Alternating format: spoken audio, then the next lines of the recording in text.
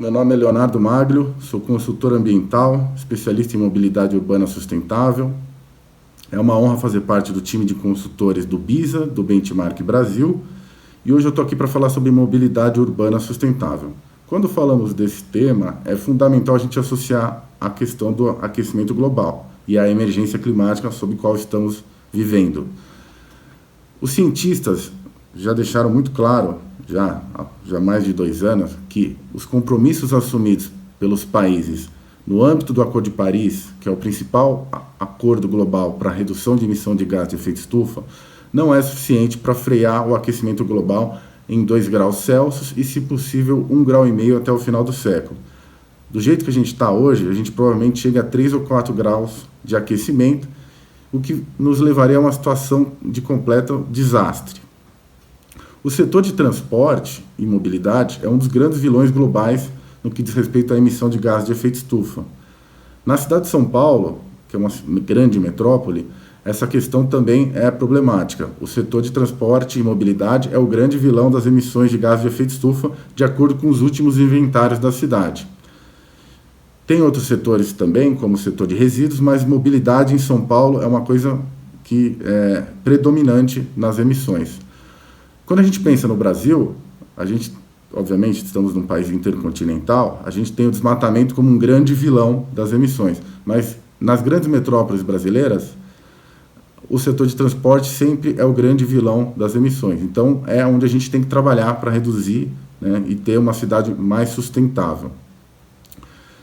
A ciência já apresentou um cardápio de medidas, né, uma série de ações para que a cidade aplique em forma de políticas públicas para reduzir as emissões de gás de efeito estufa do setor de mobilidade. Então, a principal delas é o incentivo ao transporte coletivo em detrimento ao transporte individual, ou seja, você colocar uma série de políticas públicas, implementar uma série de políticas públicas para que o cidadão não utilize o transporte individual. Então, para isso, a gente tem que aumentar a infraestrutura e a qualidade desse transporte, estudar muito a questão tarifária desse transporte, que é um grande problema de São Paulo. A gente tem experiências internacionais até de tarifa zero. Então, de alguma forma, abrir essa caixa preta do custo do transporte na cidade.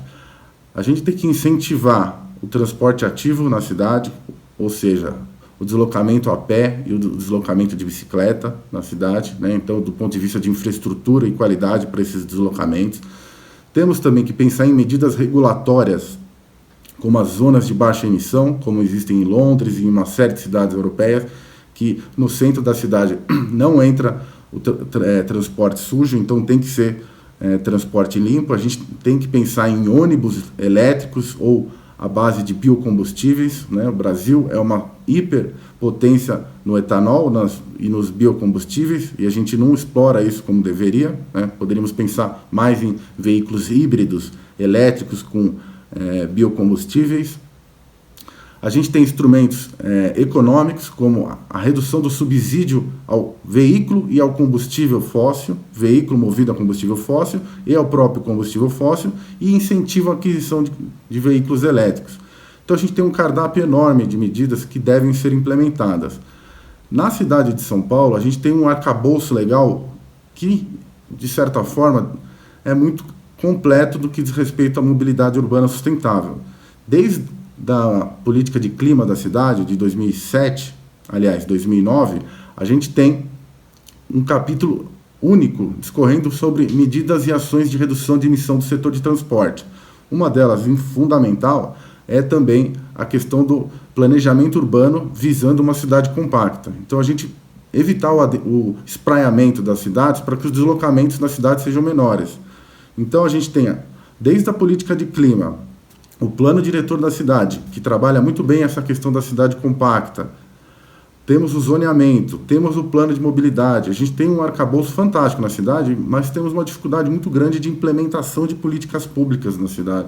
Elas não saem do papel, é uma coisa impressionante. Vai mudando o governo, muda a prioridade, e aqueles documentos importantes, aqueles planos importantes ficam engavetados. Os planos de metas, muitas vezes, não incluem as metas de cada um desses planos, eles não se conversam. Então a gente tem uma dificuldade muito grande de implementar as políticas públicas para a gente atingir uma mobilidade urbana sustentável. Esse é o nosso grande problema.